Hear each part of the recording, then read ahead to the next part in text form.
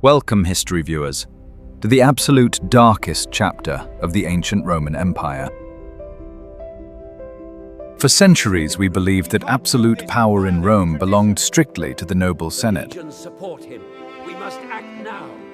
Many thought an emperor was chosen by divine right and crowned inside the glorious capital. But the tragic year of 69 completely shattered that beautiful and comforting illusion. True, mighty emperors were never born in the Senate. They were brutally forged on the battlefield. According to ancient historical records, the summer of 68 brought absolute chaos. The tyrant Nero finally chose his dark escape, ending the Julio-Claudian dynasty. His fallen form lay hidden in the deep shadows, leaving a massive power vacuum in ancient Rome. For the first time in decades, the Roman Senate foolishly believed they could reclaim control. Old politicians whispered eagerly in the dark halls, dreaming of a glorious restored republic. Scrolls must be hidden. They thought their eloquent speeches and ancient laws could easily govern the vast, stretching empire. However, these frightened men were fully disconnected from the brutal reality of their world. True authority did not reside within the grand marble columns of the glorious Senate House. Real power was currently held by the elite Praetorian guards patrolling the city streets. Even worse, ultimate control rested in the calloused hands of the hardened frontier legions. These heavily armed soldiers were stationed far away, guarding the empire's most dangerous borders. They quickly realized that their sharp, heavy swords could easily dictate who would sit on the supreme throne. The illusion of peaceful succession was completely shattered, igniting a massive civil war. Historians claim this pivotal moment forever altered the nature of ancient Roman power. The race to claim the ultimate prize began, plunging the capital into devastating terror. An old military commander named Galba became the very first to seize the dangerous crown. He marched his battle-tested troops straight into Rome, establishing a harsh and rigid discipline. Citizens welcomed him, hoping for lasting stability after Nero's lengthy madness. Sadly, the 70-year-old general possessed a fatal flaw that would guarantee his final doom. Galba was incredibly stingy, refusing to pay the expected imperial bonuses. He boldly declared that a true Roman leader chooses his soldiers rather than buying loyalty. This harsh financial choice quickly alienated the dangerous elite Praetorian Guard. The elite royal protectors felt deeply insulted, their deadly weapons remaining unpaid. Young, ambitious nobleman Otho recognized this growing anger as his perfect opportunity. Otho had supported Galba, but felt bitterly betrayed when denied the royal succession. He gathered the furious Praetorian guards, promising them vast amounts of shining silver. In the crowded Roman forum, the heavily armed guards suddenly turned on their elderly emperor. The sudden downfall of Galba was achieved with absolute and ruthless military precision. His fallen standard was paraded through the muddy streets, marking the first violent change of power. Crimson now stained the ancient cobblestones, proving that gold could easily purchase the Roman throne. If you held a sharp blade, would you remain completely loyal without proper financial reward? Otho proudly wrapped himself in the purple silk toga, celebrating his purchased authority. He tried to present a confident image, manicuring his hair and wearing heavy gold rings. The young usurper's celebration was brief, as a massive storm quickly gathered in the north. Far away in the freezing Germanic provinces, the battle-hardened legions had made their own choice. These towering, fierce soldiers rejected Otho, refusing to accept a weak city politician. They triumphantly raised their commander, a gluttonous man named Vitellius, to the supreme rank. Vitellius commanded the most terrifying infantry forces in the entire Roman world. Without hesitation, the Germanic legions began a rapid march straight toward the capital. They crossed the treacherous, snow-covered Alps, their heavy iron armor resisting the bitter cold. Otho realized his terrible danger, gathering forces to protect the Italian lands. The two massive Roman armies finally met at the devastating Battle of Bedriacum. According to chroniclers, the brutal clash of iron against iron was absolutely deafening. Roman discipline turned against itself, creating a devastating ruin in the muddy fields. The fierce Germanic veterans completely crushed Otho's broken troops with overwhelming force. Thousands of brave soldiers perished, their crimson stains soaking the once peaceful Italian soil. Hearing the dark news of total defeat, Otho made a surprisingly honorable decision. To prevent further tragic conflict, the young emperor chose a final escape on his own terms. His brief reign lasted merely 3 months, highlighting the instability of the mighty empire. Vitellius marched triumphantly into Rome, claiming the Purple Throne as the third emperor. Citizens watched in absolute horror as his wild Germanic soldiers looted the glorious streets. Instead of restoring order, the heavy Vitellius focused completely on his stomach. He hosted outrageously expensive banquets, devouring exotic foods while his people slowly starved. The royal treasury was rapidly drained, wasted on luxurious silk and endless flowing wine. The grand Roman capital became a playground for a greedy, reckless military dictator. Would you obey a gluttonous leader while your family suffered in poverty and endless hunger? The massive Roman Empire was simply too vast to be controlled by a single victorious army. While Vitellius feasted in the capital, a much greater threat awakened in the distant east. In scorching deserts of Judea and Syria, another group of legions watched with utter disgust. These fierce desert veterans were commanded by Vespasian, a highly pragmatic general. Unlike pampered politicians of Rome, Vespasian spent his entire life fighting difficult wars. He possessed an imposing presence, with a broad face marked by numerous brutal combat scars. His loyal soldiers deeply respected his strict discipline and his brilliant strategic mind. Furious at the chaos, the Eastern legions decided to take matters directly into their hands. They loudly proclaimed the tough Vespasian as the fourth rightful emperor of that single year. The delicate balance of the ancient world suddenly shifted toward the burning desert sands. Vespasian did not rush blindly into war. He first secured the vital grain supply of Egypt. By holding the food shipments, he could starve the Italian peninsula into pure submission.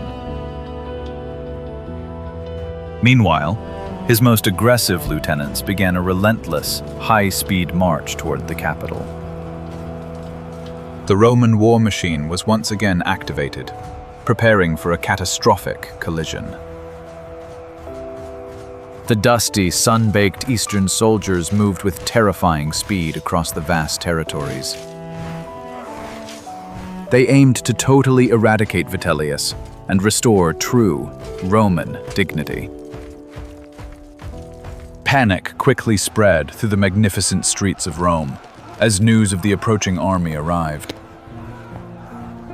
Vitellius desperately tried to rally his veterans, shaking off his drunken stupor. The two colossal military forces met once more near the crimson fields of Bedriacum. The second battle of Bedriacum proved far more destructive than the first encounter. Historians describe a dark nightmare of flashing steel, flying arrows, and deep, agonizing screams. Eastern legions used superior formations, flanking the exhausted Germanic defenders. A massive artillery barrage of heavy stones and sharp bolts shattered the defensive enemy lines. The once invincible northern soldiers were pushed back, their heavy armor covered in thick, dark mud. Victory fell to Vespasian's loyal forces, opening the direct road to the capital. Surviving defeated troops scattered in absolute terror, abandoning their gluttonous leader. Back in the grand palaces of Rome, the cowardly Vitellius searched for a hiding place. He stripped off his luxurious purple robes, hiding in dirty rags like a common beggar. The victorious, battle-hardened soldiers showed absolutely no mercy to the fallen tyrant. They violently kicked down the heavy wooden doors, dragging him out into the harsh, unforgiving sun. The citizens who once feared him now threw heavy stones and garbage at his bruised and terrified face. This public humiliation revealed the fragile nature of absolute political power. At the Gemonian stairs, he finally met the ultimate judgment for his destructive life. His heavy, fallen form was simply thrown directly into the dark waters of the Tiber River. Vespasian finally became the undisputed master of the Roman civilization. The devastating year of the four emperors concluded, leaving behind a deeply scarred nation. The Senate recognized the new ruler, bowing to the undeniable power of his legions. The grand illusion of a peaceful republic was buried underneath mountains of iron weapons. A new era of military dominance had begun, forever changing the course of history. The Flavian dynasty rose from the tragic ashes of a completely fractured empire. Vespasian proved that a strong ruler must hold the absolute loyalty of the armed forces. He quickly began restoring the broken economy of the ancient Roman capital. New taxes were strictly collected to refill the empty and desperate imperial vault. The harsh general finally brought a period of needed stability to the ancient world. His powerful reign established massive building projects, including the famous Colosseum. Yet the disturbing memory of the deadly war haunted the citizens for many generations. Rome understood that any ambitious commander could potentially turn his sharp swords inward. The terrifying year of the four emperors stripped away the polite masks of the noble men. It brutally revealed the ugly truth about the foundations of absolute imperial power. The once revered Senate was permanently reduced to a meaningless and silent assembly. They could merely nod and agree whenever a heavily armored general made his fierce demands. The true heart of the vast Roman Empire no longer pumped blood through the ancient marble forum. It actively beat inside the dusty, heavily fortified military camps on the frontier. If a ruling emperor showed weakness, a dangerous new warlord would immediately rise. This tragic civil conflict permanently stained the proud reputation of the ancient capital. It transformed the glorious royal throne into a deadly prize to be constantly fought over. Ordinary citizens unfortunately suffered the most under the boots of their own soldiers. Their incredibly prosperous fawns were viciously burned, and their hard-earned wealth was completely stolen. The general ended the violence, but the terrifying military precedent remained. Any future commander with a loyal army knew exactly how to claim the supreme power. We view this dark year as a cruel lesson about the fragility of ancient civil laws. Without the terrifying threat of violence, peaceful words on paper mean absolutely nothing. Past rulers had always maintained a clever facade of traditional Roman democracy. But after the chaos of 69, the vast Roman Empire was essentially an army camp. Emperors no longer disguised their dark power. They openly wore heavy armor in the city. The deadly sword replaced the paper scroll as the only true symbol of absolute royal power. All future rulers had to constantly pay their deadly soldiers with massive amounts of shining gold. Failing to pay the army meant an immediate and extremely violent royal demise. The ancient world was forever trapped in this terrifying cycle of violent, endless coups. When endless power is the goal, our darkest and most savage human instincts suddenly awaken. We admire Rome for its beautiful white marble and its noble political philosophy. Yet beneath the grand surface lay a brutal system built entirely on raw military force. These fallen kings were merely symptoms of a deeply broken and violent Roman society. Their tragic ends serve as a timeless warning for all powerful and ambitious civilizations. A nation that glorifies the sword will often bleed from the deadly weapon it so proudly worships. As the smoke finally cleared over Rome, the terrified citizens learned to embrace their heavy chains.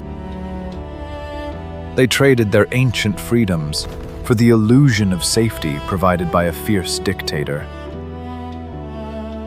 The new king ruled with an iron fist, ensuring no other general could ever challenge his might. The ghosts of the past faded, quickly replaced by the pragmatic brutality of the new regime. When the throne is held by men with absolute power, pure destructive madness is inevitable.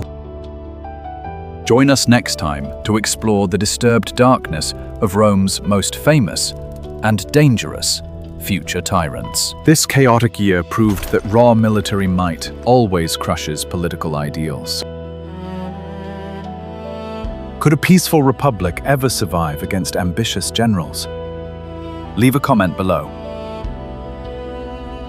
If you enjoyed this dark historical journey, please like, share, and subscribe to our channel today.